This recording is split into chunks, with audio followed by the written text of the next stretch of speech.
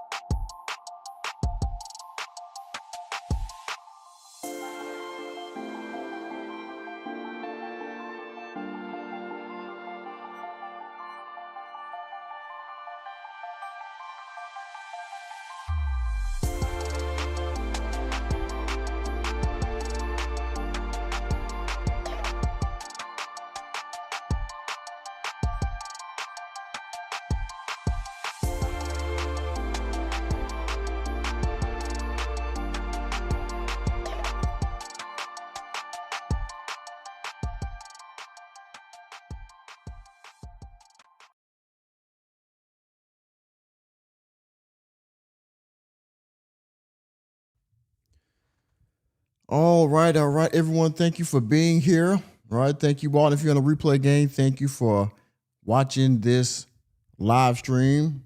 You are here with the laziest YouTuber. My name is Nicholas J. Fury, here where reality checks are indeed free. And on Tuesday, you here with the Working Man Podcast.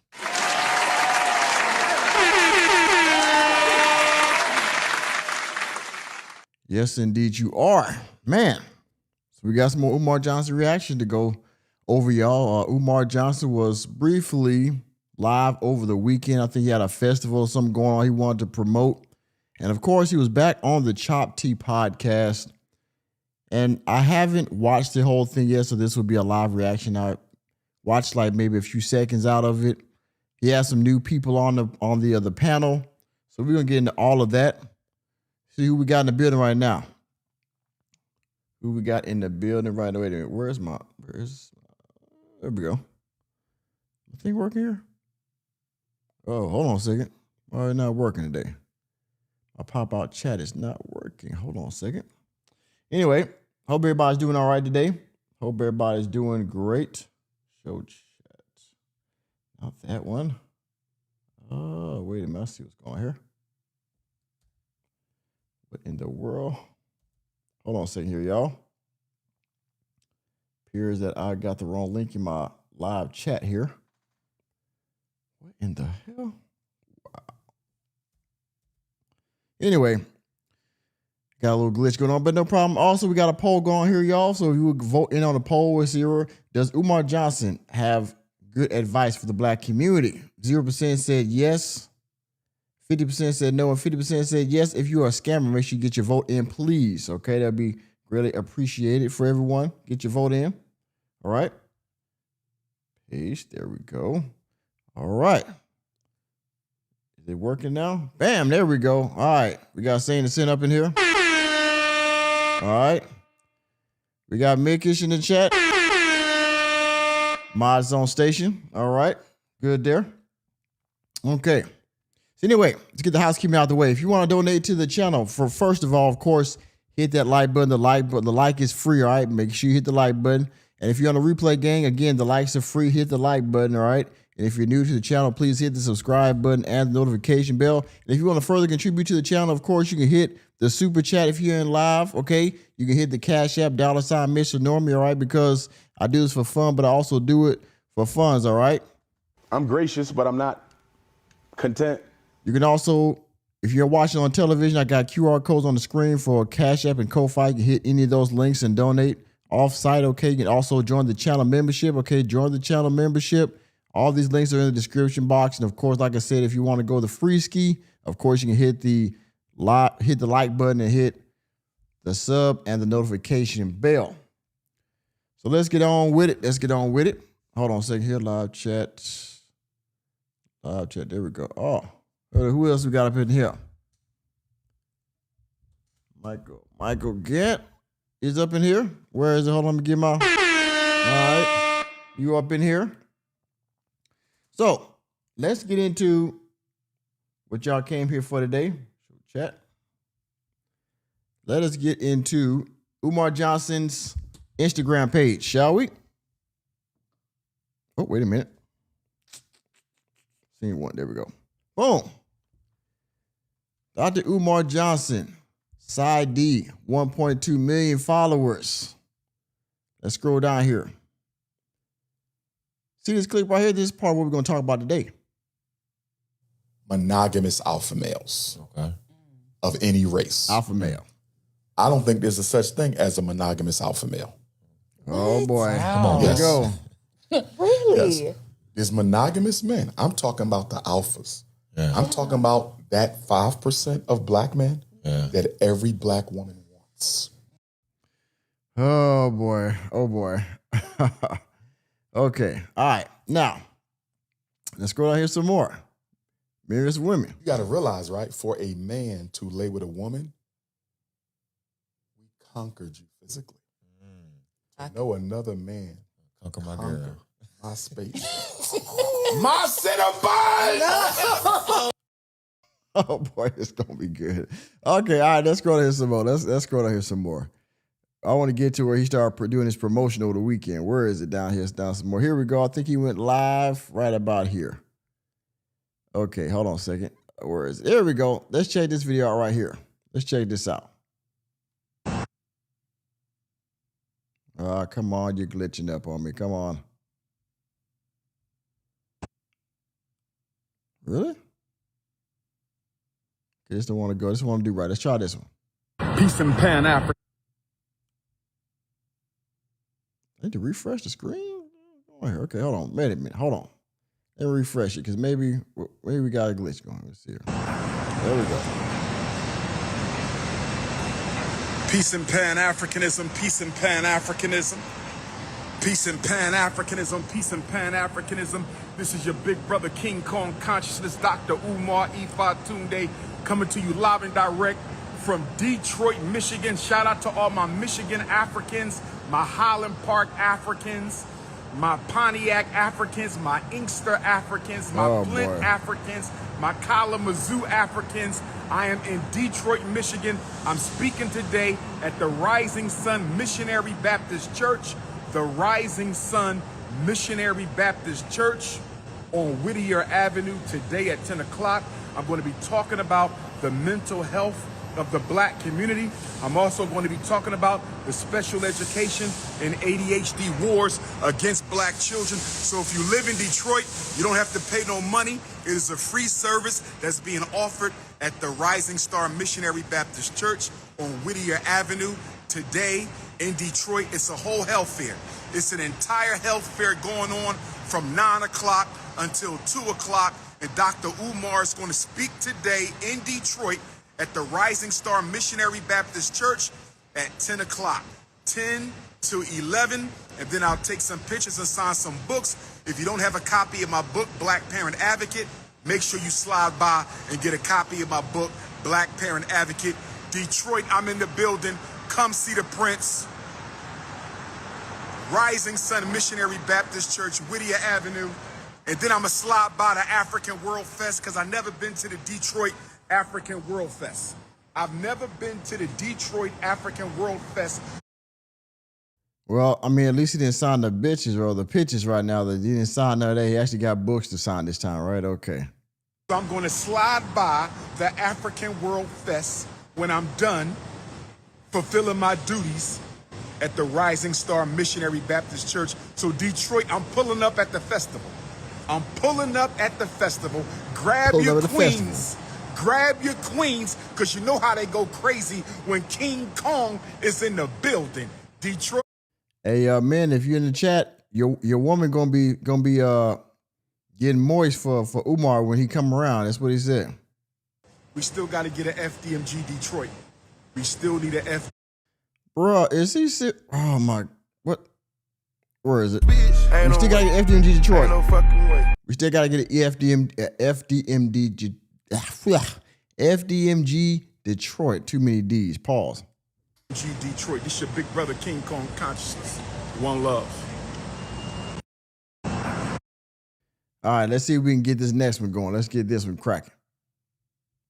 Peace and Pan-Africanism. This is Dr. Umar Ifatunde, Black America's #1 certified school psychologist. I'm coming back to Cincinnati, Ohio, Thursday, August the 20th, 6 p.m. at the Hyatt Regency Hotel in Cincinnati. It is the Black Firefighters Convention. You don't want to miss it. For more information, go to cafafire.org. That's CAFA.org. It is the Black Firefighters Convention, Cincinnati, Ohio, Thursday, August the 20th, 6 p.m., Hyatt Regency, featuring the Prince of Pan-Africanism, Dr. Umar Ifatunde. Cincinnati, get ready.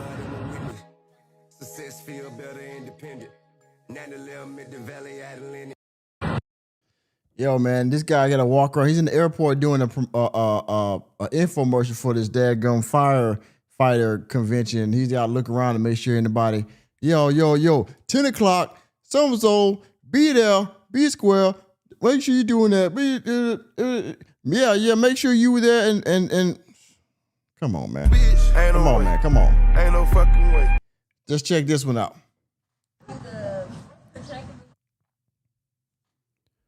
Hold on, before we get in there, where is it?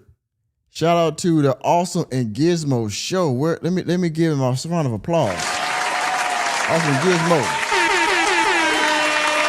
Shout out to your mans right there. Awesome, y'all go subscribe to Awesome and Gizmo. Single father right there, taking care of a young daughter. He doing his thing. Hey, brother, I don't know where you at around the globe, but I hope you're having safe travels. You and your little one there, the package, okay? Y'all go give him go follow his channel, man. He doing good work out there, man. Showing up the thing for how to do it, how the single fathers out here do it. All right, let's continue. The food chart, which is used for exclusively breastfed babies. So it's important to know the difference, because if your child is breastfed, you might be using the traditional growth chart, and they might misdiagnose your child as failure to thrive or obese. So that is something you have to know and advocate for your child. Childhood obesity is... So they're talking about these at the, guess that's the church thing he was doing. But y'all see what's going on his Instagram, right? He out here, taking pictures with the queens and all this kind of stuff like he always does. Not too many fist pumps, but he made sure he took pictures with all the queens, all right? He took pictures with the chicks up that was out on the Chop Tea podcast, right? He took pictures with the Chop Tea ladies, okay? Made sure he did that, right? He made sure he took pictures with all the queens. Multiple pictures with the queens. You see there? He made sure he got a picture with all the bitches, the women, right? Mm-hmm. What's this?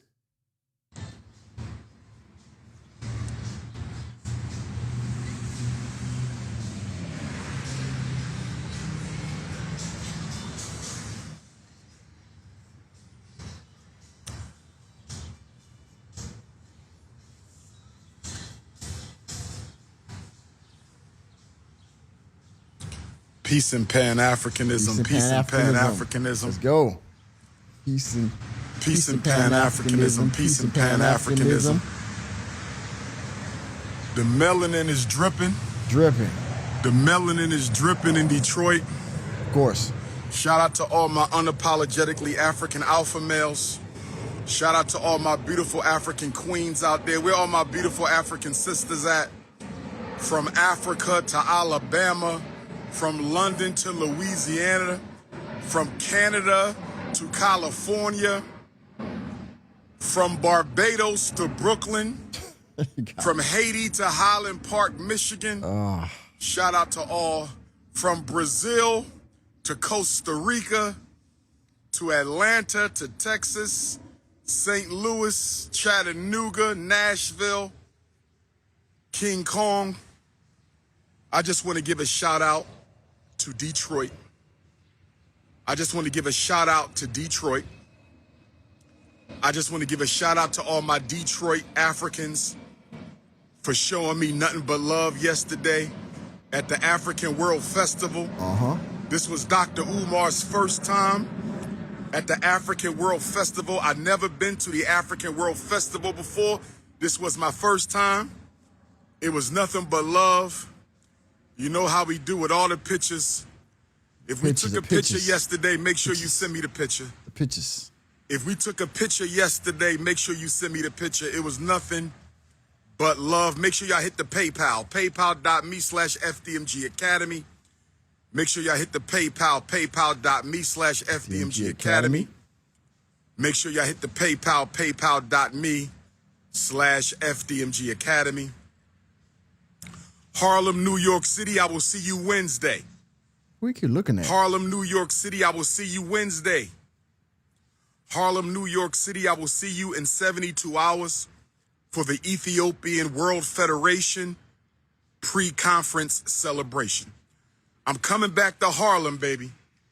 The city that, along with Chicago, gave birth to the Prince of Pan-Africanism. Harlem, October 30th, 2010. A movement was born. A prophet was created. Look at him. I'll be in Harlem on Wednesday. I want to see my Harlem queens, my Brooklyn queens, my Bronx queens.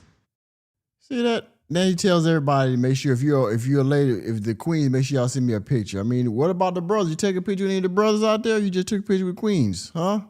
So they're the only ones that need to send you a picture so you can post it on your Instagram and show all the ladies that everybody wants me, right? My queens from Queens, my Staten Island queens, Wednesday, 4 o'clock in Harlem. Wednesday, 4 o'clock in Harlem. If you need the flyer, you can text me, 215-989-9858, 215-989-9858. Wednesday, Harlem, 4 o'clock, King Kong. Source of Knowledge Bookstore, next Sunday. What is next Sunday's date? Is that the 18th or the 19th? You nervous? Next Sunday, Source of Knowledge Bookstore, 867 Broad Street, Newark, New Jersey. 867 Broad Street, Newark, New Jersey. Next Sunday, July the 18th and 19th, it's the Black Book Giveaway. Bring your children for the free Black Book Giveaway in Newark, New Jersey, Brick City. Rest in peace to Whitney Houston. Rest in peace to Whitney Houston, queen of Newark, New Jersey, queen of black music, queen of all music. Take your finger out the microphone. Sunday the 19th, I'm speaking at 2 o'clock on Sunday the 19th. The Black Book Giveaway is from 12 until 6. London, England. Where my London Africans at? Where There you go, London. Where my London and my Wolverhampton and my Luton and my Manchester Africans, my Oxford Africans. My I will Wakanda see you Africans. in Brixton for the Reparations March, August the 1st. I will see you in Brixton, London for the Reparations March, August the 1st from 8 a.m. to 8 p.m. 8 a.m. to 8 p.m. 8 a.m. to 8 p.m. London, England, Reparations Day March, August the 1st. I need to see all my London queens for some Leo season hugs. All my Hugs. United Kingdom queens for some Leo season hugs. My Ireland Africans. Where my Ireland Africans at? Where all my Africans in Ireland? I'm still coming. We looking at next month. My Ireland Africans, we looking at next month. I gotta pull up. The great ancestor Frederick Douglass has a statue in Ireland. The great ancestor Frederick Douglass has a statue in Ireland. I will be coming to Ireland. Hold on for my Irish Africans. Hold on for where my Cincinnati Africans, August the 20th. Where all my Cincinnati, Ohio Africans, God, August the boy, 20th. The International Black Firefighters Association. The International Black Firefighters Association, Cincinnati, Ohio, August the 20th at 6 o'clock at the hotel. Text me for the flyer. Nat Turner Land, August the 21st. Nat Turner Land, August the 21st. Go to natturnerlibrary.com or Nat Turner. Sassy Savannah, are you in London? You said don't come to London. You're definitely not welcome here. Are you down in UK? Are you down in London town? They say in the song. Let me know. Library.org. Make sure y'all make that happen. Y'all know how to reach me. Chicago, I might be there on the 25th. Chicago, I might be there on the 25th. Chicago, I might be there July 25th. Get at me. All right, hold up. Enterprise Entertainment that came through. He says Chop by T is just the latest glazer. Definitely blind and dumb to his lying ass snake. Moist is empowered by yes men, knee benders, and Shango dusters. Where is my sound effect for you? Donations. Damn. Oh, by the way, Enterprise Entertainment. Donations. Enterprise Entertainment, when you gonna be back down to FDMG, brother? Let us know. Sassy Savannah. So you are in London? Oh man, okay. Well, hey, Sassy Savannah, shout out to you. You up there in London. We got international working man up in here. That's what I'm talking about. Let's go. Okay. Well, thanks for being here all the way from London. Australia, we working on it. 215-989-9858. One love. Burgundy Ford.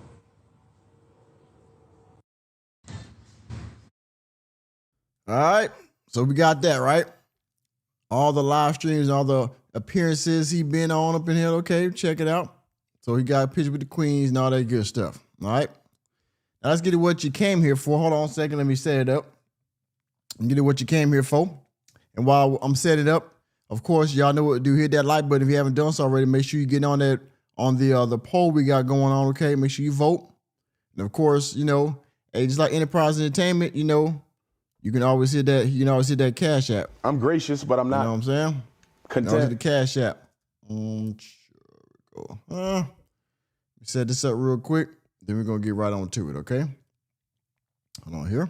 All right, lit it up. Now let's go. All right. Chop by T podcast, y'all see the title of the video. Fair use to Chop by T podcast. The title of this video is Dr. Umar Johnson speaks on dating, social media, mental health, and the black community. Okay, wait a minute. Hold up. Enterprise Entertainment said he going to be around there next week. Well, hey, Enterprise Entertainment, make sure that we know what's going on. Make sure we know so that way, make sure that we can react to it, all right? Ooh, wait, hold on a second. Okay. Somebody's on the square up in here, okay? I see you, 357, okay? All right. Where's you raised up at? I was raised up in Columbus, Georgia, okay? Yeah, man, okay. We blue over here. I ain't get further than blue, but okay, but I see you, okay? I see you. Anyway, now we know what you're here for. Let me put up the fair use banner. Okay, hold on, wait a minute. Let me put my fair use banner up so we can get right on into this reaction. All right. Okay, again, fair use to Chop by T podcast. Umar Johnson speaks on all things black community. Let's get to the business. The poll. Does Umar Johnson have good advice for the black community? 18% said yes. 68% said no, and 14% said yes if you're a scammer. Okay, y'all keep voting in the poll. Okay. If you haven't done so already, hit that like button, all right? The like button look kind of weak over here. Hit the like button. It's free. Don't cost you nothing. Let's go. What's up? This is the Chop by T podcast. We'll get real, raw, authentic conversations. I'm your host, T. And to the right and left of me, we have Brittany and Rashawn. How y'all feeling? Good. Feeling great. How you feeling? I am feeling okay. And last but definitely not least, we have the legend himself, Dr. Umar. How you feeling, Doc? Peace and Pan-Africanism. Glad to be back. Shout out to Nashville, Murfreesboro, the whole Tennessee. Come on now. I'm glad to have you back. I'm going to go ahead and put these headphones on, actually.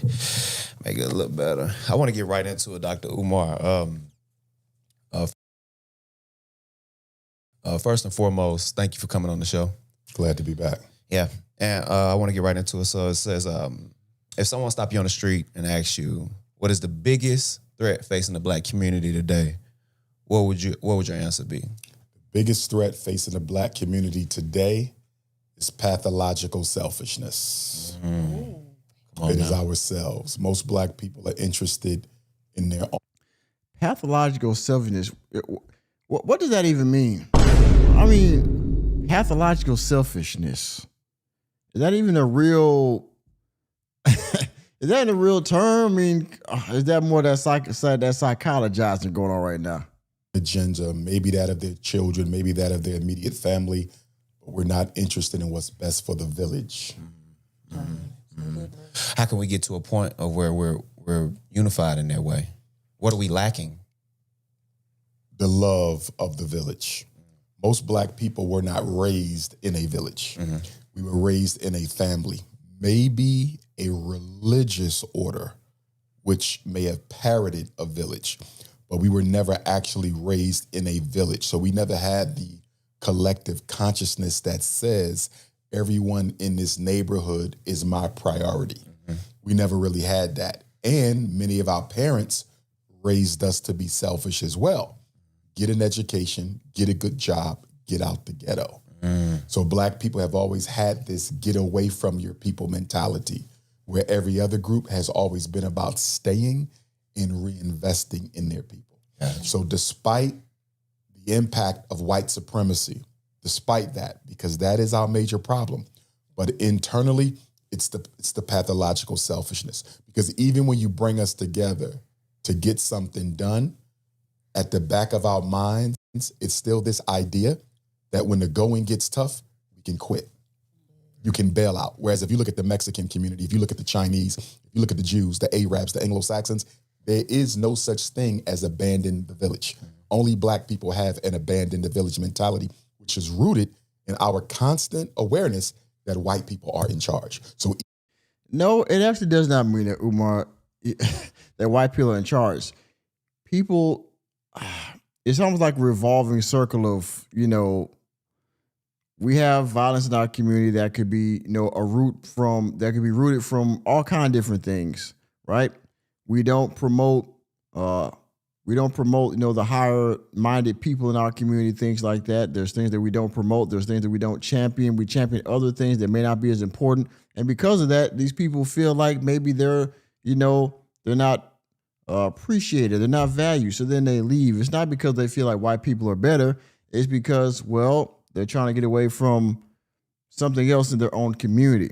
And this happens this happens everywhere, right? Like people that's in the trailer park, white people in trailer park, they go to other areas too. Now, fortunately, they're not leaving their own people. They're just going to better part of their people. But it's the same concept, right? Actually, black people go to other communities where there's higher black people. They just go from lower class to middle class or the higher class or whatever. I mean, your argument, nah, man, nah. I'm not feeling that. even if this doesn't work with my own people, I can always crawl back to my sleep. Oh, by the way, thank you to whoever the new subscriber. Thank you very much. Thank you. Thank you for being here. Thank you for subscribing. Master. Come on now. No, I can see that. I think that there was definitely in our communities, there was definitely some sort of like Richard Douglas up here? training by way of just, because even as you say this now, I think of like redlining and Jim Crow and all these different laws set into place. It's not by chance that the projects is named the projects. You get what I'm saying? Right. Because that's literally what it was on us. Do you think that was intentional by American people? Oh, it was definitely intentional. I mean, by the government? It was definitely intentional. But here's the thing that white America doesn't want to admit, and I'm not sure black America completely understands it. And even for those of us who do understand it, we have to be careful not to use it as a crutch. And there was a research experiment done, I forget the name of it, where they took a rat and they put the rat in a box. And the rat wanted to get free like any animal would. And the rat kept trying to get free. You know something else I'm wondering, and y'all might correct me for this, but why he didn't take a picture with the woman in the pink over here? I mean, she I'm just saying, he didn't take a picture with her, but she where's my hold on my drink? There we go. I didn't take a picture with her. I just kind of noticed that. I don't understand that. On us. Do you think that was intentional by American people? Oh, it was definitely intentional. I mean, by the government? It was definitely intentional. But here's the thing that white America doesn't want to admit, and I'm not sure black America completely understands it. And even for those of us who do understand it, we have to be careful not to use it as a crutch. And there was a research experiment done, I forget the name of it, where they took a rat and they put the rat in a box. And the rat wanted to get free like any animal would. And the rat kept trying to get free. But no matter what he did, he kept getting thrown back into the box. This happens so often that the brain habituates to the reality that I cannot escape. So then what happens, once the rat stops trying to get out of the box, they open up the box door and the rat doesn't even try to escape anymore. Because he had already exhausted the attempts to get out of it, and his mind has already came to the conclusion that I cannot win. This is very telling for black America, because there may be opportunities for us to win despite white supremacy, but when you look at our history and all the attempts we've made to overcome, many of us cannot see the opportunity because our brains have already drawn a conclusion that it's impossible. There's no way out. Remember, what the mind cannot conceive, the eyes will not perceive. So the idea of liberation is coming from the mind, not the eyes. I have to see it in consciousness before I can see it through vision. And I think that plays a big role in why we haven't moved further away. I get it. I think that's a good segue into my question then. What does community mean to you? Well, community, common unity, right? People working together, shared values, shared goals, shared agenda.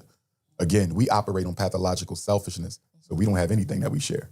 Maybe religion. And even then, And that's where I was about to go next too, yeah. It's pathological as well. The black community, we have neighborhoods, right? Hey, I'm Brittany. Hey, I'm Rashawn. Be sure to check out our new t-shirts at www.chopbytpodcast.com. We post content daily, so please make sure that you go out and follow us on any platform at Chop by T Podcast. Anywhere you have your podcast, follow us. Okay, commercial time. And I'm not even sure if we have neighborhoods, because in order to live in a neighborhood, you have to be neighborly towards each other. And when you look at the violence that takes place even amongst neighbors on the same block, is it even a neighborhood? It's definitely not a community. It may just be a residential neighborhood, a residential zone, or a concentration camp. Oh, come on now. Because in a concentration camp, nobody volunteered to be there. Yeah. Neighborhoods, you volunteered to live there. Communities, you volunteered to participate. Concentration camp, you are there because you were put there, not because you necessarily want to be. And to that point, if you look at us, once we get our education and our occupation in line, we tend to run as far and as fast away from the black community as we possibly can. Every time. So I think concentration camp would probably be the most telling description of what we call a community. A concentration That's good. camp. What? So, seeing how communities, families, black families are now, do you think that we are in crisis, or do you think that social media makes things worse? We are definitely in a crisis. We have always been in a crisis. The crisis may change shape or form, but it never dissolves. Social media has not, how do I say this? Social media is not misrepresenting the crisis, but social media is making the crisis worse. Amplifying.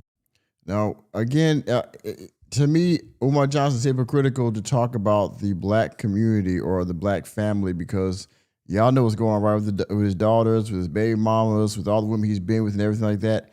He's the last person to talk about family, to talk about family structure, to talk about raising children or anything like that, because, well, you haven't done any of those things. I mean, you say you've attempted to do them, but we don't know that. So it's basically your word against your daughters, your word against your baby mamas, which aren't speaking out because they want to keep their lives private. The only ones that speak out are the ones that you've wronged, which is also bad, right? The women that you've crossed, the women that you've somehow betrayed in some sort of way, they're coming back. I mean, family, huh? Right. See, So social media is throwing more gas onto the fire, because social media operates on panic consciousness, because it is the panic in the controversy and the drama that drives social media. So most of our black podcasters don't have a vested interest in solving any of our problems, because if they did, they would not have sensationalized content. And sensationalized content doesn't sell very much. Excuse me, unsensationalized conflict doesn't sell very much. So they have a vested interest in keeping the conflict going, because America is a conflict-based society, and Black America is an extremely conflict and drama-based community. So, for example, we don't really like being involved in anything unless there's conflict. Yeah. The reality shows are ran on conflict. Hip hop is ran on conflict. Celebrity news is ran on conflict. Even in the churches, sometimes people would choose their church based on the amount of gossip and the amount of nonsense that's going on. So Black people are very much addicted to conflict, consciousness. And the only way we're going to change that is by re-engineering the minds and thought patterns of our children away from. Well, there's something that can be said about, what motivates Black people or what, they're into and things like that. I get it, reality television, rap music, some of our TV shows have different type of stereotypes in them and things like that. I get that, okay. We may have been programmed, if you will, somehow through media and things like that to kind of play into these negative stereotypes that's in media. But I mean, are you helping that, Umar? You're supposed to have this school, right, that would help reprogram the psyche of the Black children and things like that. Have you could contribute to this, but you have failed to do so. Conflict consciousness to community consciousness.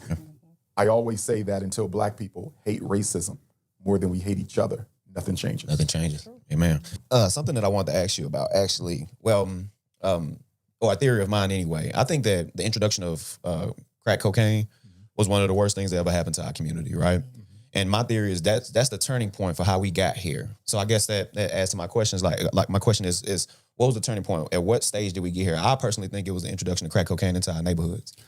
You're actually one step behind or ahead. It was the de-industrialization of the inner city. It's when white America decided in the post-Dr. King era that we're never again going to allow Black men to be heads of household if we can help it. We're going to make the Black man economically irrelevant to the Black woman. And the way we're going to do this is we're going to de-industrialize the cities and we're going to de-industrialize the high schools. So there's no institutions that can train Black men on how to make a living with their hands. So this was done to make sure we cannot fund the Panthers. This was done to make sure we cannot fund the Deacons for Defense. This was done to make sure we couldn't fund the Garvey movement, Elijah Muhammad, the Hebrews, the Moors. We have to make sure Black men are not in an economic position to pose another substantial challenge to the authority of the U.S. government. Because in the 60s, you had the Garvey movement, you had SNCC, you had CORE, you had the Freedom Riders, you had the BUS, you had NAACP and Urban League. And although those two were founded by white people, at that time, they had serious Black people in them, right? So the government had about 24 serious Black organizations that they had to fight with. Serious organizations, not the Al Sharpton type, but serious, right? And so that almost brought America to its knees. I don't think Black people realize how much we almost caused a significant transformation of direction in this country. So the deconstruction of the Black community, I get it. Though there's really enough blame to go around. There's been a lot of things over time that just made it worse and worse to where we are now. We still have good economic, power, but we don't use it. There are a lot of things that kind of got Black people to where we are now in society. I mean, I get it. The deconstruction of, the how the industries were taken away from the Black community. Then, you got the crack era. You have a lot of things that happened over time. The 3 strikes rule, stuff like that. What was that? Oh, the 94 crime bill. Shout out to Bill Clinton. Shout out to Joe Biden. There's a lot of things going around. So, After they murdered Dr. King, they said, okay, we still got to get the final 5.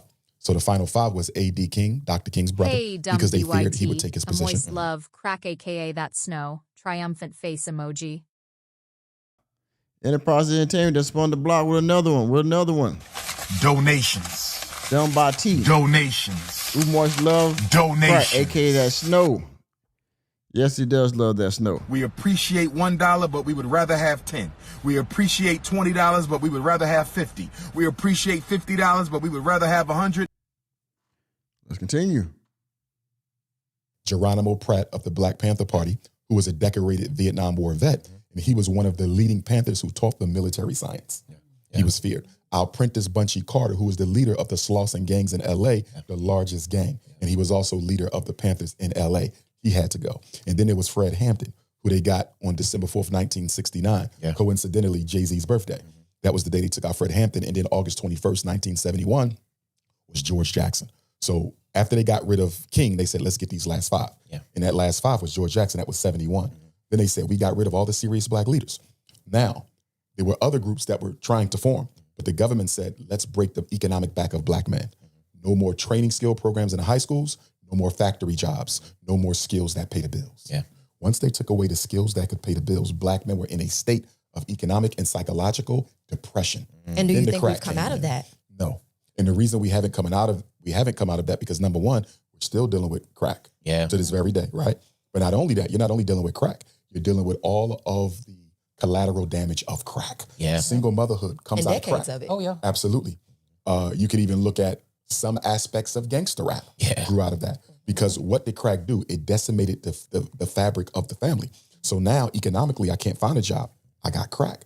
I'm either going to smoke it to drown my problems away, or I'm going to sell it to try to solve my problems. Either way, you're going to jail. Yeah. Right. You see that? So Right. with the 1970s being the decade of the economic destruction of black men, 1980s come with the crack. So basically, the economic destabilization was the mice trap. And then the crack was the cheese on it. You see that? This is the trap. Cheese. The crack is the cheese. With poison. We're not giving y'all no Yeah. jobs. Down there. We're not giving y'all no training. You can smoke it and feel better, or you can sell it and try to pay the bills. Yeah. Right. That's what's sending black men to prison. Then they came with the welfare programs, which were not designed to help black women with children. The welfare programs were designed for black women to forget about their black men. It was a substitute for the masculine figure in the home. Let the government be the husband now. Not because we care about you or your black children, but black men and black women united pose too much of a threat. Yeah. You see? So then Bill Clinton comes in 1990, the first black president, right? He comes in 1990. Bill Clinton, the first black president, huh? Yeah, that's what they always say, right? He was smoking. He was playing the saxophone, all that kind of stuff on the night show and all that. I mean, it was like, oh, he knows how to play a saxophone. He must be, and he got some swagger, you know? Like, yeah, okay. With the Bill Clinton crime bill. And for the first time in American history, if you got caught with the crack 3 times, you could go to jail for the rest of your life. 3 strikes and you're out, right? Yeah. And not only did Bill Clinton bring us the 3 strikes and you're out, he gave us mandatory minimum sentencing for nonviolent drug offenses. This is the first time in history. You know what else he did? Bill Clinton was the first president in American history to criminalize child support. So now if you had to pay child support for your child. But he makes sure that y'all don't forget that Bill Clinton criminalized child support. Now, I wonder why he always talks about that. The 94 crime bill, the 3 strikes rule, and criminalizing child support. Don't get me wrong, that hurt a lot of people of all races. At the time, was a lot of black men, yeah. But I think largely because Umar Johnson pays child support. That's why. Effectively brought under the Department of Justice as well, because failure to pay could get you arrested. And I don't think we recognize, secondary to crack, but I don't think we recognize how effective the criminalization of child support has been towards taking fathers out of children's lives. Because when you go to these child support courts, and I've seen this myself, the judge will tell that young brother who may have a high school diploma, right? But no livable wage skill. I want to see you back here next week. Let's say it's Friday. I want you here next Friday with 5,000. You owe us 10. You better have 5 next Friday. So let me ask you a question. If he don't have no livable wage skill, can't find a job, right? The judge said, I need 5,000 Friday. He got 7 days to get $5,000. You don't have to be a rocket scientist to know that the judge just told him to go commit a crime. Oh yeah. For That's implied. I mean, that's not implied, Umar Johnson, okay?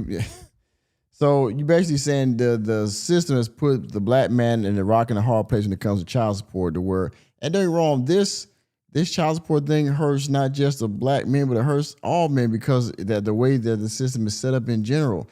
Now, he's trying to say it was targeted especially to hurt us black men. But I get it, man. Okay, you go into court, you got to pay child support, right? You don't have the money. The judge says, okay, well, you owe 10, go bring me 5. Well, I don't have 5 either. So he's implying that means I got to go out and do something illegal to go get that money so I won't go to jail, right? I got to come here with something, right? I mean, the law itself is messed up, right? So if I don't have it, you put me in jail, but if I go to jail, I can't pay it. So then I just stay in jail for child support, basically. I mean, the system itself is flawed. I mean, again, that hurts a lot of men, not just black men. But if you want to say it's mostly black men because we have a high single mother rate, we can fix that, right? So is that a problem on the system or is that a problem in the community, right? That the judge, without saying it, the judge just told him, you better go rob somebody. You better go stick them up. You better go sell some crack. You see that?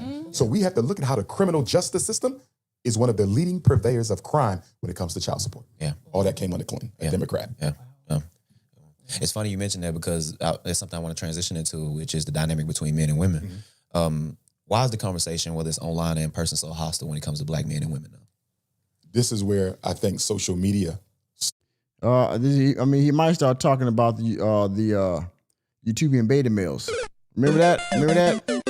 Remember back when Kevin Samuels was still alive, and he was talking about other people. I remember that one. He was dogging the black utopian beta males for talking bad about black women, all this kind of stuff, and basically saying that they were down in the black queens and all this kind of stuff. But when he goes on here, he used the same talking points that these utopian beta males make.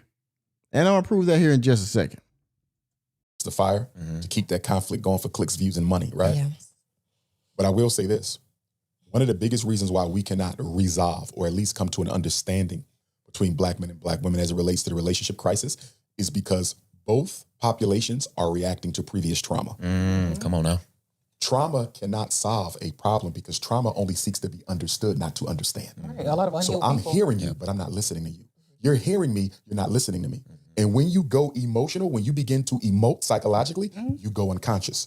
And when you go unconscious, all the past memories of every trauma you've been in from every relationship back to your daddy when you was born, that automatically invades your mental space. And now you think you're angry at me, but you're really angry at all the men who mistreated you. Yeah. Yep. So until we get a handle on the trauma, it's going to be difficult to process this. Because what are 3 things you need in order to help somebody process their trauma? Number 1, patience. Yeah. When you watch these podcasts on relationships, there's no patience in there. Yeah. Everybody think they know more than the next person. Yeah. Everybody's the master. Everybody's the expert. Everybody's cutting each other off, but you better not cut me off. So there's no patience. Number 2, there's no humility.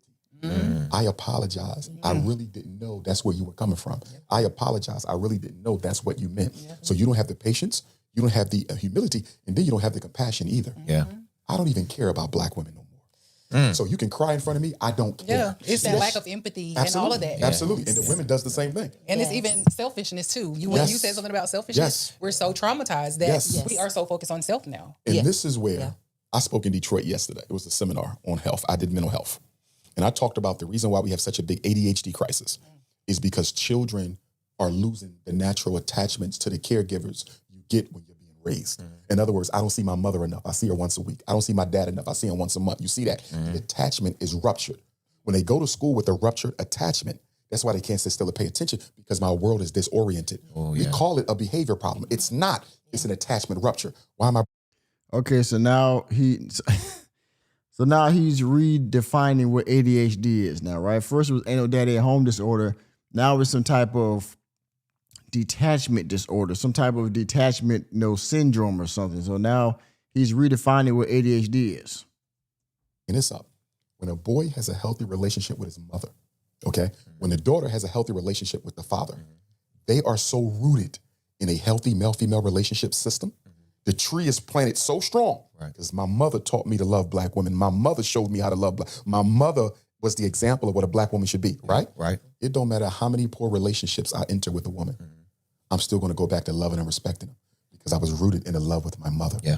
It's the same thing with a woman. If that was a deep-seated love with her dad, because I say your first love affair is with your opposite sex parent. It's not sexual, it's psychosocial, right? So if that girl had a deep love affair with her biological father or father figure, and it's rooted, it don't matter how many men do you wrong. You still got to go through your pain. You still got to go through your transformation. You still got to go through your growth, but you're going to come right back to, I know I can find a man and make this work with him. Yeah.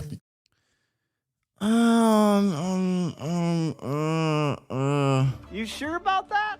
I don't know about that, Umar Johnson. Now, I get it. You having a strong or having a level of respect for your parents of the opposite sex, whatever, could help with your future relationships. Okay, but he's saying that if I have a healthy relationship with my mom, or if you female out there, you're listening, you have a healthy relationship with your dad, then you're not gonna bunny hop.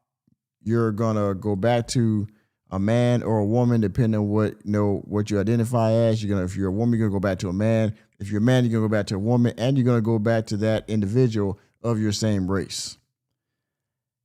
I don't think that's true, but y'all let me know down in the chat. The love with your father rooted you in that black on black love. But if my mother abused me, if my mother abandoned me, if my mother always put her boyfriends above me, if my mother constantly reminded me of how much I look like my father who she hated, the root is damaged. You see that? So look, if the root is damaged and it's not deep, right? Every woman I have a bad relationship with, she's tipping that tree further and further over just by blowing on it. Yeah. You see that? So once I get to that 10th dysfunctional relationship, I completely hate women. I think it's these 10 women. It's not. It started with your mother. The root of black love was not sown deep enough in your family of origin. And that's why your tree fell down. I'm saying all that to say the best thing we can do for our sons and daughters to make sure they have a healthy relationship is make sure they got one with us. Yeah. There is nothing to replace that. And a lot of these people on the internet talking trash, they had poor opposite sex relationships as children. And it's coming out now. And I say stuff. So everybody that's online talking about male and female relationships had bad relationships with their parents, Umar. Is that what you're saying? So did your mother and your father teach you that if you're an alpha male, that you should be able to have more than one woman?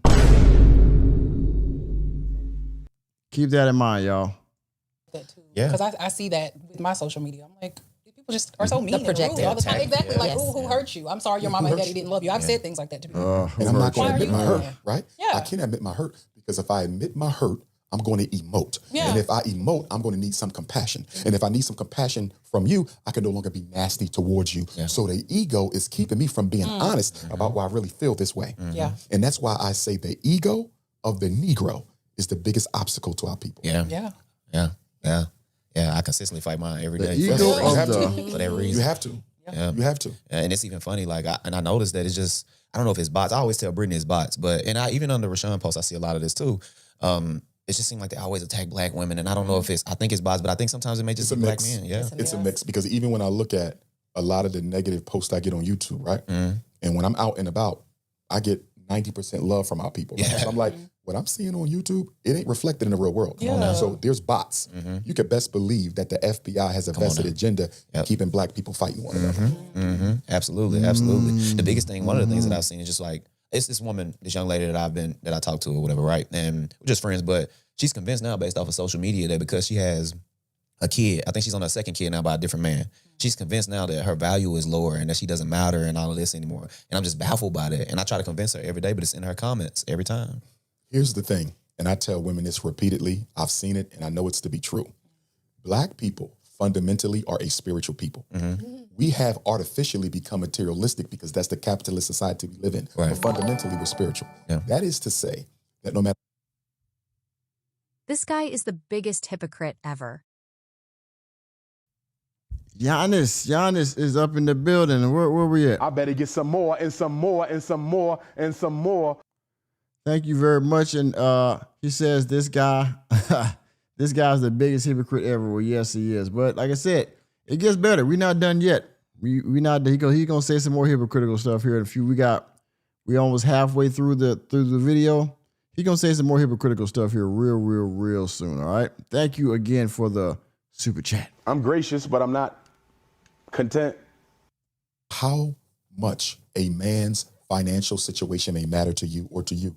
At the end of the day, if his spirit is strong and loving, it's going to almost dictate that you overlook the other shortcomings because you're dealing with a real man. Come on now. And what I try to get our sisters to understand, it don't matter if you got 2 baby dads or 3, although we would like you to have none, right?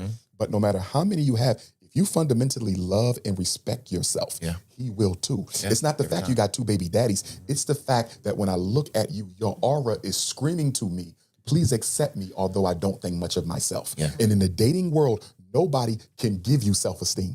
You got to have it. And it's almost impossible for somebody to respect a person who don't respect themselves. And too often our women, our single moms, they're leading with this idea that I'm less than because I have more than one baby father. It was your energy that told him you didn't think he was worth it. It wasn't even his self-assessment. Self-esteem is the most important thing a woman can have in a relationship. And too many of our women have low self-esteem and is getting even lower because we're now living in this hypersexualized society where how you look physically matters more than anything else. And not to knock my brother Kevin Samuels, rest in peace to him.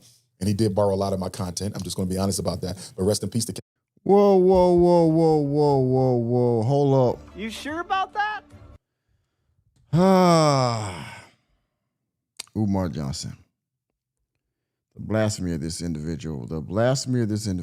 Ain't no way. Ain't no fucking way. So, Kevin Samuels stole your content, right? That was y'all heard that, right? For you on the replay, and you hear this. Umar Johnson said that Kevin Samuels stole his content. Now, there's been rumored that Kevin Samuels stole a lot of people's content, but your content, Umar Johnson? I don't know. I mean, I'm not going to say he stole content, but maybe he mimicked some content, right? But you... Let me run that back one more time.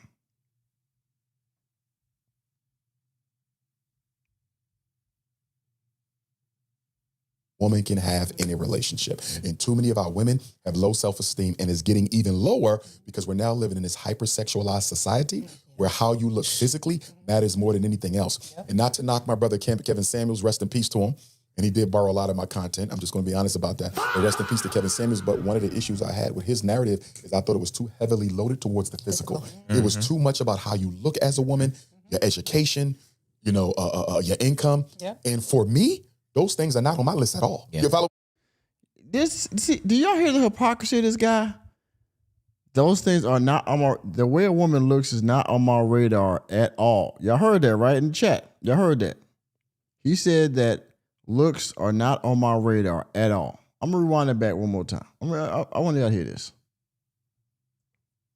Samuels, rest in peace to him. And he did borrow a lot of my content. I'm just going to be honest about that. So rest in peace to Kevin Samuels. But one of the issues I had with his narrative is I thought it was too heavily loaded towards the physical. It was too much about how you look as a woman, your education, your income. And for me, those things are not on my list at all. You follow?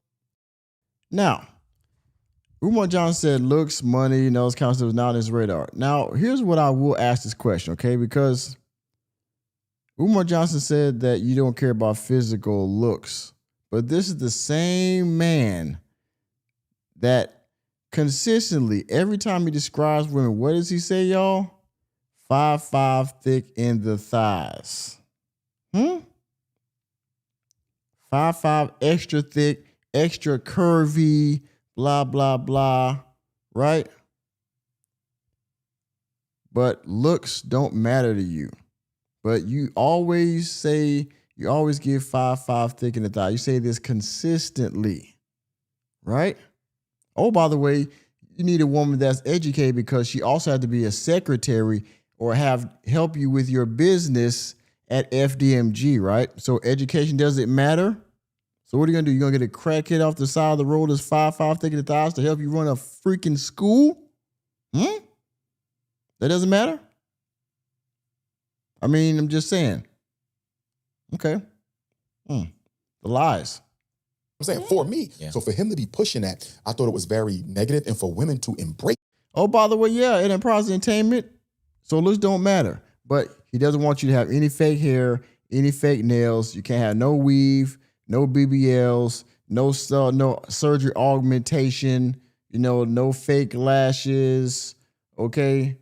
No butt, no implants. He wants you to be all natural, 5'5" thick in the thighs. But looks is not even nowhere near on his radar, right? Some and a lot of men, I thought that was also wrong because we as Black people don't build families based off your income and your education. They do matter, right? Oh, by the way, as a man, let's keep it real. We don't see inside a woman's mind first. What do we see? What do we see first? I mean, I'm sorry. I mean, you can call us Neanderthals, but loosey-goosey, that's another one every day. Loosey-goosey. Men, we don't see your mentality first. We don't see your education first. We see, as Umar Johnson would say, 5'5" thick in the thighs. That's what the first thing we see, right? But Umar Johnson would have you say we want to look into her mind first. We don't see her curves, because he want them curvy, right? Umar Johnson likes women curvy. You don't see that, right? I mean, come on. Remember he says, if you don't go to me, you come to my school and you got weave, I'm going to shave you. I'm going to have a pair of clippers and I'm going to shave you bald and grow it back natural. That's what he says, right? Because if there's no finance, there can be no romance. But to make that the priority, we are raising our children that materialism matters more than spirit. And the foundation of what keeps. I mean, do I see your spirit? Do I see your spirit when I first walk into these nice ladies that's on the panel right here? Do I see their spirit? No. I can tell you what I do see, and it ain't got nothing to do with her brain. Now, after I start talking to her, of course, when I figure out what her mentality is, that will either raise my attraction or lower it, right? Of course. But when you walk up to a woman, what's the first thing you see? We're men. I mean, to be fair, women are visual too. Come on. The family together, it's the spirituality of the family, not the materialism. Yeah. And so when I talk to these young black girls, I always tell them, if you don't value your mind more than your vagina, you're going to lose out here. Too many of you reduce your worth to your vagina. And if you do that, you're going to lose because you're not going to be beautiful forever. None of us are. So if you're saying the best thing I can offer a man is my body, sooner or later, you won't have any value at all. Your mind. And Kevin Samuels didn't say that either. What he promoted was that people getting with, who they're like with. You know what I mean? What the hell? Uh-oh, wait a minute. I can't be a, thank you for the new subscriber. Thank you very much. All right, now he's what Kevin Samuels was saying that, I can't work at McDonald's and want Beyonce, right? That's what he was saying. He was saying that you're a woman, you can't be, working customer service and want Tom Brady. That's what he was trying to say. Both of y'all get, with like people that has a good mentality and you can both come up together. Kevin Samuels was trying to be a matchmaker. Let me ask y'all that. Kevin Samuels does the same thing that Kendra G's doing. It's just Kevin Samuels was way more direct than she was. And some people loved him for it, some people hate him for it. But he does the same thing that Kendra G's doing, the same thing that Ashley what's doing, the same thing a lot of these matchmakers are doing. The Pot the Balloon shows is all the same stuff, just different formats. But Kevin Samuels stole his content from Umar Johnson, right? Lord have mercy. Where is it? Appreciates over time. Your body will depreciate over time. Choose the right thing to align yourself with. And this is where I think a lot of our ladies rappers, and I love them all, but I really think they are participating in one of the most negative social experiments in American society. They are playing a leading role, just like the rappers did with violence. These black female artists are playing a leading role, conditioning the next generation of black women that body matters more than brains. And I was going to bring that up. Like being an attractive woman, people tend to not see that you have something in there. Like you're educated, you have degrees, you have it all under your belt. But being a pretty woman, people just look over it like it's nothing. So, and I would say attractive women have to stop catering to that type of attention too, right? Because an attractive woman can know that this man is only after me because I'm attractive, which means he probably has a self-esteem problem too, right? Come on, man. So now I have a self-esteem problem because I'm going for looks over. Of course, you know what? And then that's when you got to check them and say, with all due respect, I might have been interested in you, but no disrespect, brother. I can tell you're only interested in me because I'm attractive. You see that? You ask me nothing about my life, my history, my goals, my future, my children. Curiosity. You just need me your on character. your arm. Yes. You need me on your arm to feel better about yourself, right? And the other thing, because you got butter almond and you got, peach cobbler on there. Look at him. Y'all also have to be careful of brothers who will date you because you're a little lighter. Crazy. Right? So you got the light skin supremacy brother who just wants you because you're lighter. You see that? And you got to check that because if he knows that I only want you because you're a little lighter, right? Now you just allowed him to objectify you. And if you're better for him because you're lighter, the white girl will be best. Sheesh. Because who taught us colorism? White people. So if I'm choosing my women based solely on their complexion, I automatically believe that the pale woman is the highest standard. So sooner or later, you might get left for her. So it's important. And men, it's important for us to do the same thing. Because I've dated women who say, well, I only date dark-skinned men. Well, if you only date dark-skinned men, what you're telling me is you're objectifying me. And I don't do light-skin supremacy or dark-skin supremacy or brown-skin supremacy. You should choose an African based on who they are, not what they look like. And if you're practicing any variation of colorism, from the lights to the darks and anything in between, you're practicing a version of colorism that is white supremacy. No matter how you cut the cake, I only date light, I only date dark, I only date brown. That is colorism. And that is an artifact of slavery. And so I've cut women off in the dating game because I like you because you're dark. You should not like me because I'm dark. That could be a piece. It cannot be a priority. If that's a priority, we have an issue here because you just objectified me. So Umar Johnson's been objectified because he's dark, right? And he's had to cut women off because they said they liked him because of his skin tone. Now, can colorism exist in that direction for as dark? Because most people, when they talk about colorism, they speak on it as women or men or both races, regardless, with the light skin supremacy, right, as he calls it. But I mean, I guess it could go dark. I actually haven't heard that before. But I mean, I guess colorism doesn't only go one way. So hey, okay. And I don't think y'all do a good enough job doing that, especially when y'all run into men of means, right? Because if you run into a man of means and you know he after you for your beauty or for your complexion, are you going to be just as hard on him as a brother from the community if you know he only choosing you because of how you look? You got to be careful with that. Yeah. Oh, that's so crazy to me. And those type of men tend to be some of the more possessive, controlling, and nasty ones later on in a relationship. Why? Because they're internally conflicted about their self-worth anyway. Yeah. See, self-esteem, people with self-esteem problems, male or female, as the relationship goes on, their attitude is going to get worse because they are internally conflicted. And that's why I say you have to date within your self-esteem level. Yeah. A woman, you two beautiful sisters, you cannot date an unattractive man. Or should I say it'll be difficult to? You know why? Because if he don't think much of himself, God forbid if the relationship got to a place where the two of you couldn't continue, you don't know how far he'll go to keep you from leaving him. Yeah. You see that? Yeah. If that self-esteem is low, you better be careful because these are the people who crash out. Because I don't think I'll ever get another woman that look like you. I don't think I'll get another woman that look like you. So you got to be careful about dating men with low self-esteem, especially if you don't plan on being with them forever. Date within your self-esteem level because a man dating a woman with lower self-esteem than him or a woman dating a man with lower self-esteem than her, they can't really be a partner anyway because they don't even see you as an equal. Right. Yeah. This is why celebrities tend to date celebrities. You know why? Because few people are going to see them as their equal. I don't need a cheerleader. I need a wife. Right. See that? Right. I don't need a cheerleader. I need a wife. Right. And when you're a celebrity, it's hard to find somebody who sees you as an equal, who'll tell you, I ain't feeling you right now. Whereas a cheerleader, even if they're not feeling you, they're not going to say it because they feel like you're just God's gift to their life. Self-esteem matters. Matters a lot. Yeah. It was something that you said earlier when we were talking about our relationships with our parents and all that trauma that we have from our childhood, pretty much. But now I'm also thinking about, say, the boy that didn't have his mother at all, or the young girl that didn't have her father at all. Yes. Seeing them now in adulthood struggling with relationships, I feel like a lot of the conversation still points to the victim being the problem when they're trying to go through their trauma and trying to heal and trying to be better. Did they really try to heal and did they really try to go through their trauma? Yes. Or did they just cover it up? And that's what I was going to ask next. Like, how do you really see, like, how do you determine whether or not somebody is truly healing? They've identified what their trauma is. And all right, so let's check on a poll real quick. Sweet DJ said we need to get up another poll. We might need to do that. Let's check the poll out. Does Umar Johnson have good advice for the black community? 15% said yes. 54% said no, and 31% said yes if you're a scammer. Now, as far as the yes concerned, see, it's like the broke clock is right twice a day thing. Like, you know what? You can have good advice, but sometimes you have to look at the person because there's, it'd be fair to be fair. Sometimes Umar Johnson has said something that actually made sense to me, but it's like, but then you got to look at who it's coming from. It's like, yeah, what he said was right, but, it's Umar Johnson. Are you going to listen to him, right? You know what I mean? So, I don't know. We're going to end this poll. We're going to start up another one here, y'all. So we're going to play some more. I'll get another poll going here.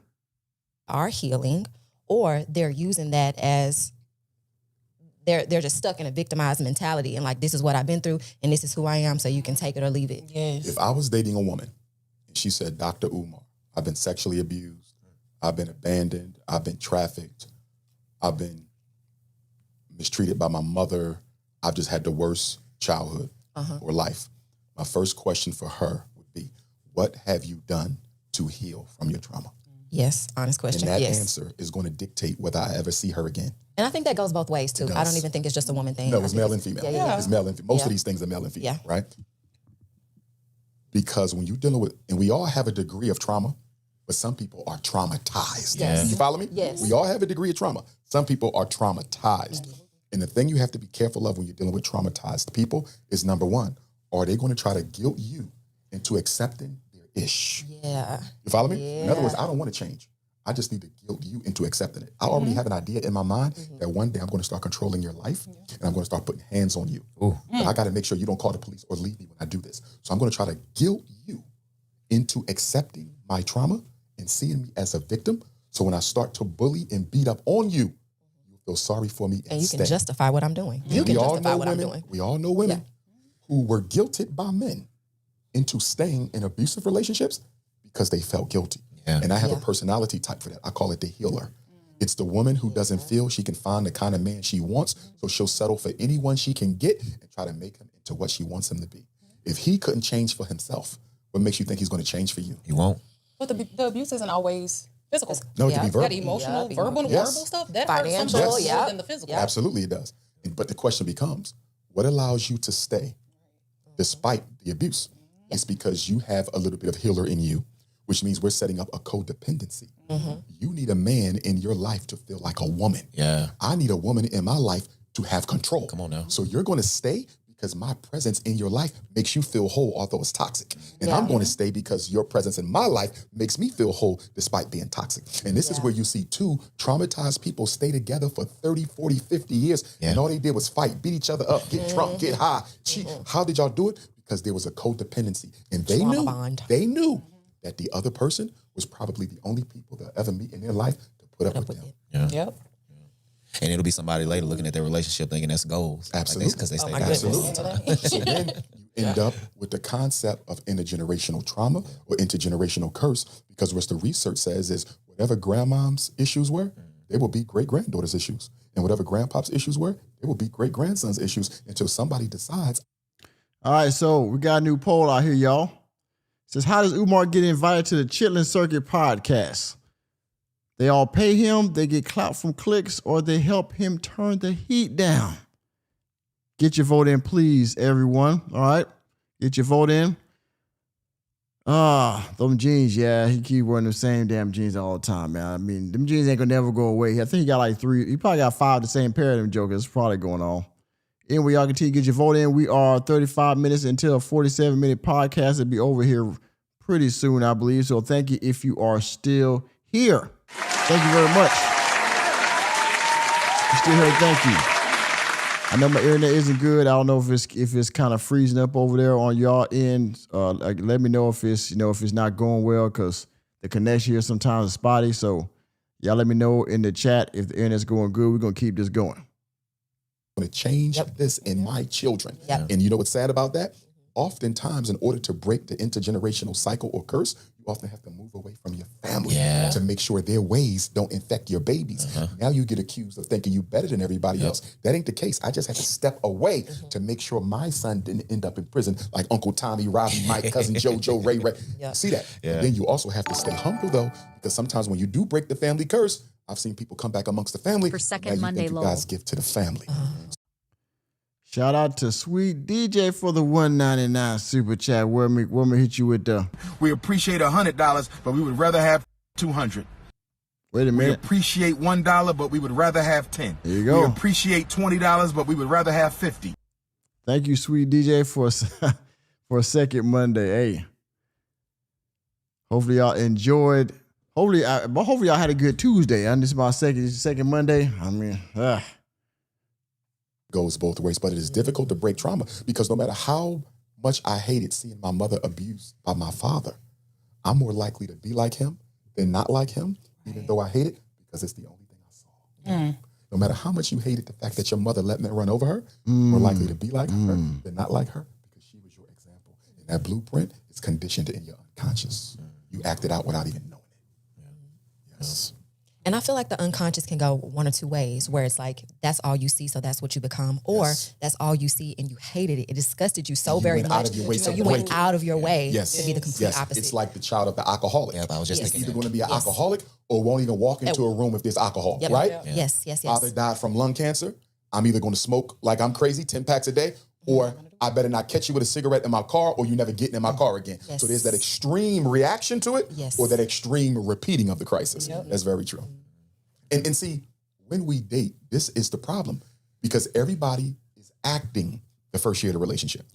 Everybody's acting. Nobody's real. You know why? Because I want you. And if I want you, if I'm trying to sell these sneakers, if I'm trying to sell this car, Know I'm that not going feeling, to tell you Sweet the DJ. engine about to go in 6 months. I'm going to shine this bad boy up. You see? And that's where the selfishness come from. You know why?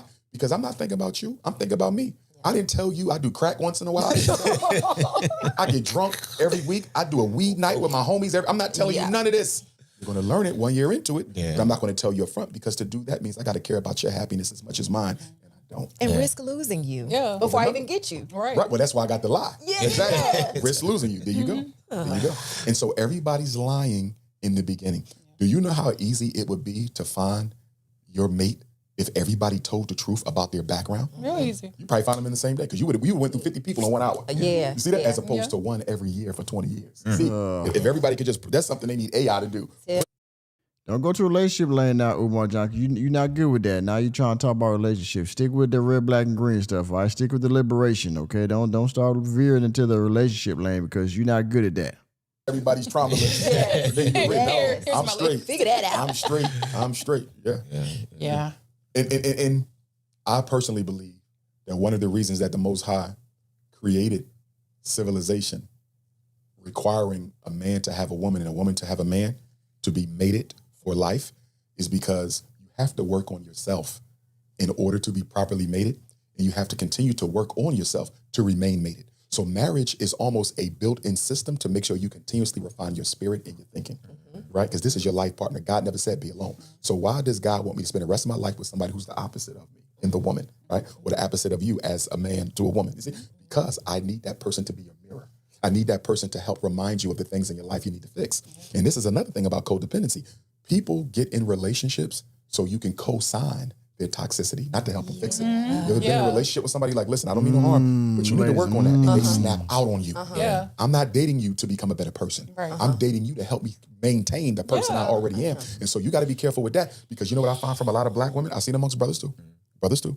They outgrow their partner. Yeah. Y'all was here. When y'all met, y'all was the same. But now he didn't got conscious. She didn't got saved.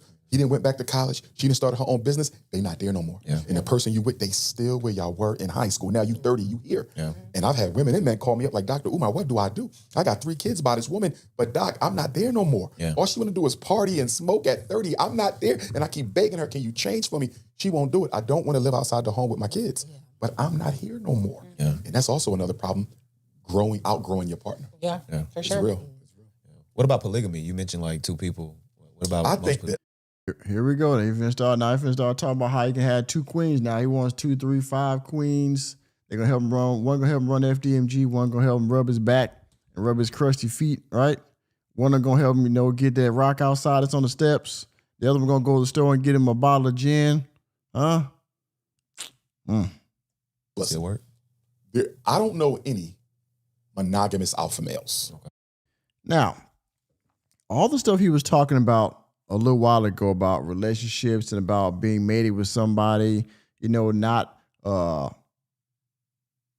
being rooted in colorism or looks or money or education, make sure that you look at somebody's insides for their outsides, things like that.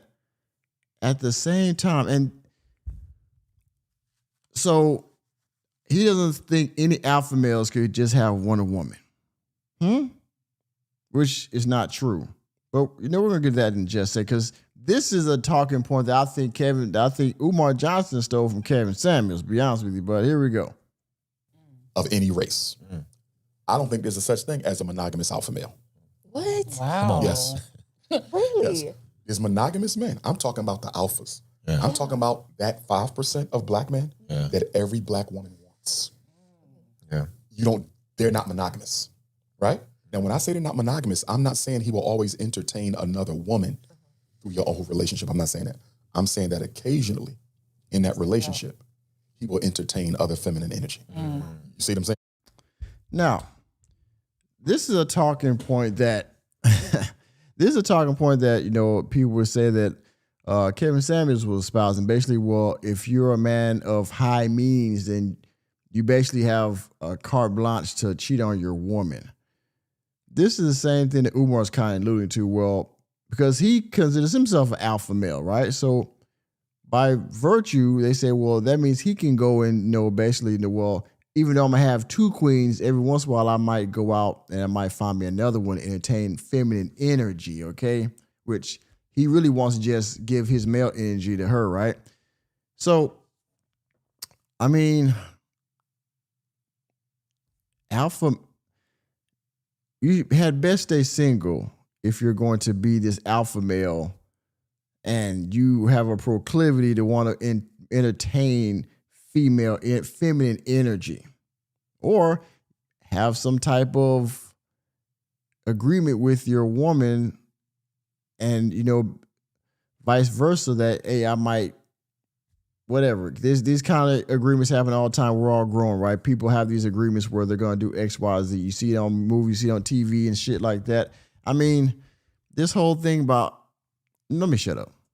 Monogamy doesn't mean a constant number two. Yeah. Some men have a constant number two. Yeah. Other men, it's an occasional number two. But if he's alpha, he's going to explore the fruits of the forest. So this is justification for having two women in the first place. He's an alpha male and all this kind of stuff. He needs two women. He can't have just one.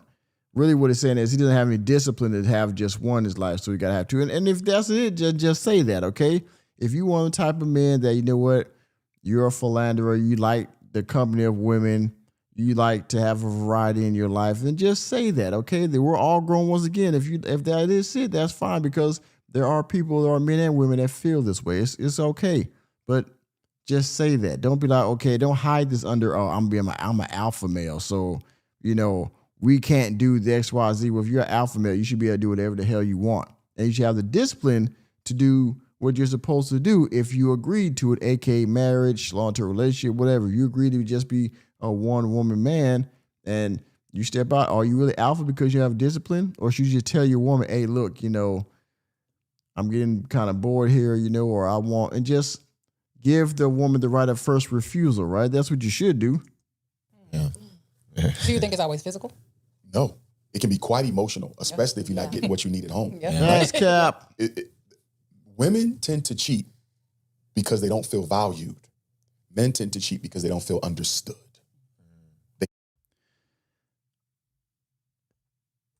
I don't think that's true either, but he's going to the emotional realm. Some guys just cheat because they want, again, they just have the discipline to have just one. They want more than one. They don't want to tell the woman that, so they go out there and cheat, and then they go back home for their main chick. It happens. Both lead to the bedroom, but they don't have to start there, right? The problem is men are not honest with you guys. Like, you got men who will tell you, I only need one woman. I know men like this. Yeah. And you got 5 on the side, bro. Come on now. You telling her. What you see? Which camera is this? Which camera is mine? Which camera is mine? I maintain that if a woman finds out her man has another woman, I maintain that she need to do 2 things before she say anything to him. Number 1, decide if you're staying or leaving. Why are you even talking to him if you haven't even made up your mind? Yeah. Because the worst thing you can do is snap out on me, and tell me how you're going to leave me, and don't leave. And then stay. Because you just told me I have the power in this relationship, right? Yep. So that's number 1. Decide what you're going to do. And then number 2, who exactly is she to him? Because if y'all have a happy marriage and a happy relationship, and this was a purely physical thing, because men can have sex with women and not be emotionally tied to them. He still picks up their demons. Don't get me wrong, because you can't stop that, right? That's Correct. metaphysical. Right. The demons are there. Yeah. But I mean emotionally, he can have sex and be pure. Sweet DJ said he seems to focus on the poly when women are present. You know, I believe that is part of the game that he's giving out, right? He's manipulating their minds, and for one, to think that it's cool so they can be a candidate for his, 2 or 3, however many women he want. Okay. And these women are conscious, right? So in the conscious community, I think I can only assume that this is an option for some of them because of kings and queens in the past and royalty and things like that. So they actually low-key believe in that. To me, anyway. And yeah, I think it's a manipulation tactic to bring that up around women. And it brings the defenses down, because if they will agree, at least in part, to polyamory, then what else would they agree to? You know what I mean? It's also part of checking the temperature with the women. If they'll agree to this, then there's other things I can introduce into the conversation. Physical, and it not be any love or anything there, right? It's opposite for y'all. If y'all spread your legs, unless you are a whore, right? If a woman spreads her legs, she felt something for him. It could have been the smallest of whatever. It could have been a deep respect. It could have been a deep appreciation. But if a real black woman spreads her legs for another man outside that relationship, it was a connection. A man can sleep with a woman and not be the connection. It could have purely. By the way, let's check this poll out real quick. How does Umar get invited to these Chitlin Circuit podcasts? 33% said they all pay him. 61% they get clout for clicks. And 6% said they help him turn the heat down. Again, get your vote in. If you're just not joining us, we on the back end of this reaction from By the Chop Tea podcast featuring Dr. Umar Johnson. Okay?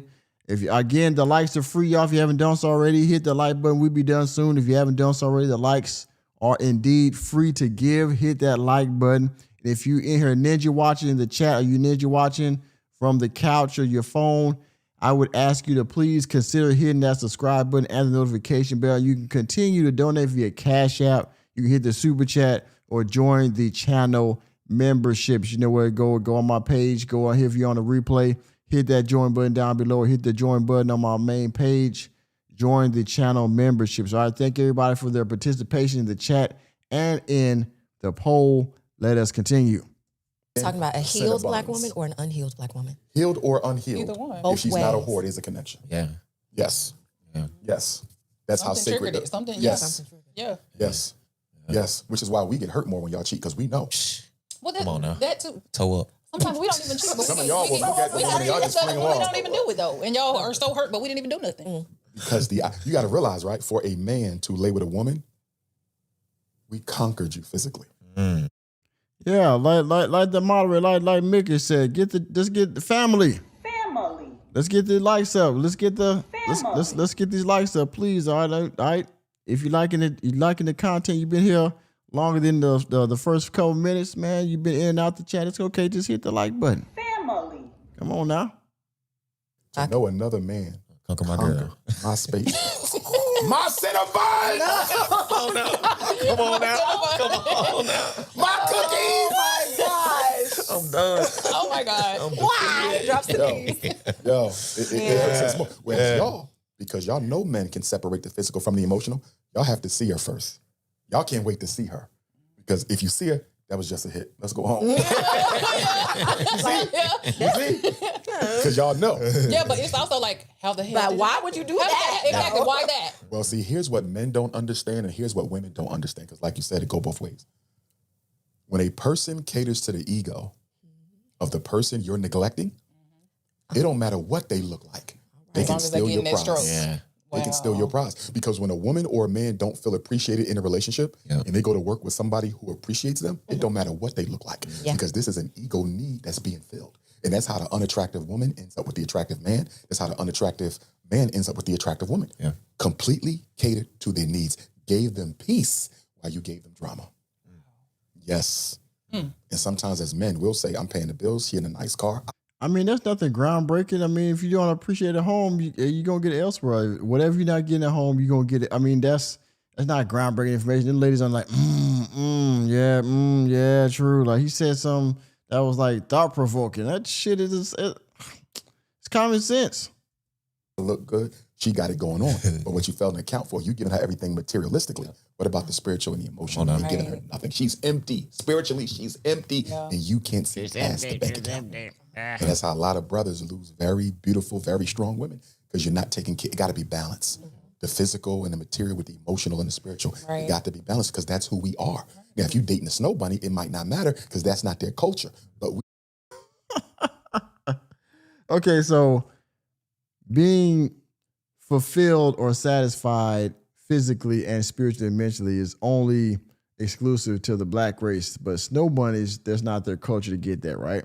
So a person of any race, they only want certain sides to be fulfilled, not the whole, right? That's just exclusively to black folks. lead with spirit. So if you're not nurturing her spirit, if she's not nurturing his spirit, sooner or later, somebody will. Yeah. Yeah. Dr. Umar, we appreciate you. No problem. We appreciate you. Oh, yeah. Listen, this is the Chop About Tea podcast where we get real, raw, authentic conversations. Until next time. Okay, well, if you are still here, thank you very much. If you're still here, I appreciate you. If you're still here, I appreciate you, okay? That is the end of the Chop Tea podcast, Umar featuring Umar Johnson, okay? That is the end of that. And because of that, that is the end of my show, okay? So, let's go here. Wait a minute, hold on, let me get my stuff set up here, right?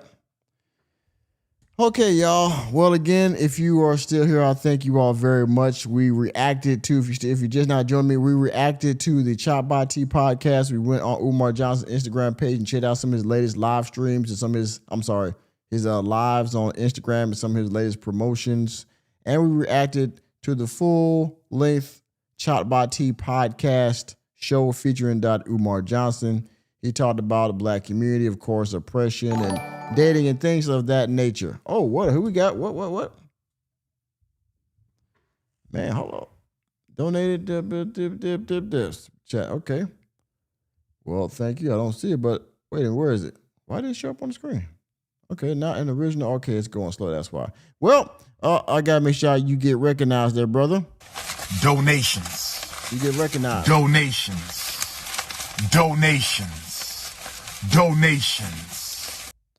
That's not an original thought, you goose. Eddie Murphy said the ego time on Raw. Umar, you biting from ass. You stole that from freaking, oh my God. I mean, Umar be talking about everybody biting from him, which we all know that ain't. That's all. It's all cap. All right. But anyway, again, the timestamps will be down in the description box for the replay gang. Okay, the timestamps will be down below. Again, thank you everybody for participating in the polls, for donating. Thank you to Enterprise Entertainment and Sweet DJ for donating in the chat. Okay, and whoever else that had on your heart but couldn't do it, I appreciate you. Maybe next time you can give 20. We appreciate Okay? $1, Next but time we you would rather give. have 10. All We right? appreciate $20, but we would rather have 50. We appreciate $50, but we would rather have 100. We appreciate $100, but we would rather have 200. That's it. Rather have 200. So we're gonna wrap this on out, y'all. Again, thank you. Like I said, on your way out, hit the hype once this thing, once the live stream finished loading up for you on the replay gang. Also, of course, the channel memberships. You can hit the channel memberships down below. You can hit the super thanks in the chat if you want to. You're gonna replay gang. My name is Nicholas J. Fuhrer here, Reality Checks for you here with the most laziest YouTuber on the platform, but I think I still gets it done. This is the Working Man Podcast. And as always, ladies and gentlemen, we're going to leave out with this, as I always do if you ever make it to the end of my short form videos. You make it to the end. I always say this because it's true. Reality checks are free. See you next time.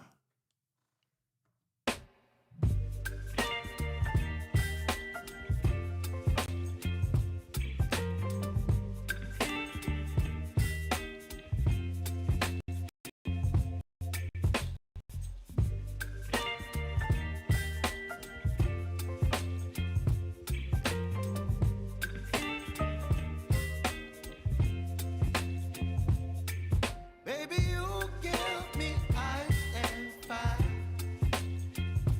You're giving me wind and rain. You're some kind of butterfly. Baby, you give me midnight. You whip up my appetite. Don't leave me here high and dry. Oh, well, I don't wanna jinx it, baby.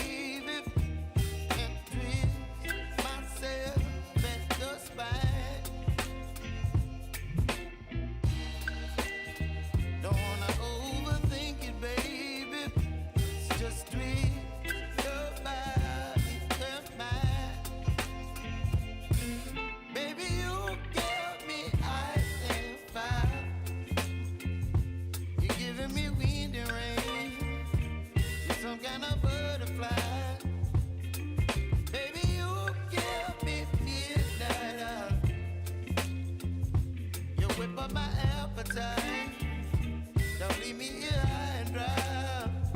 Oh, but I don't wanna jinx it, baby. Let's not get ahead of my time. Oh, but I don't wanna miss you, baby. So I stand up and speak just my mind. Oh.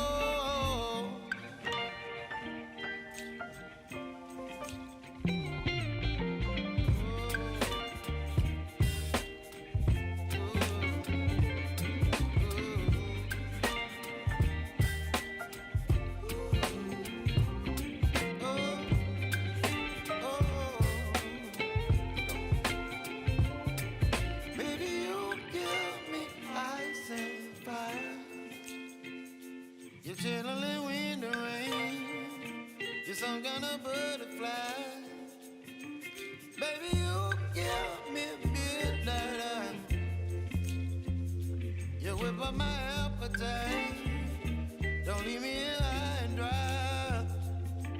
Baby, you give me ice and fire. You're channeling wind and rain. You're some kind of butterfly. Baby, you give me midnight. You whip up my appetite. Don't leave me here high and dry. Oh, oh, oh, oh,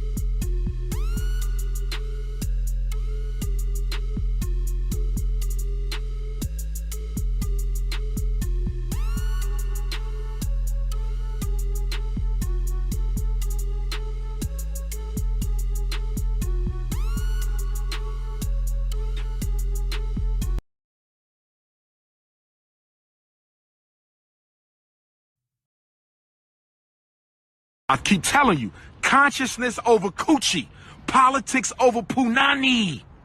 I keep telling y'all that. Consciousness comes before coochie.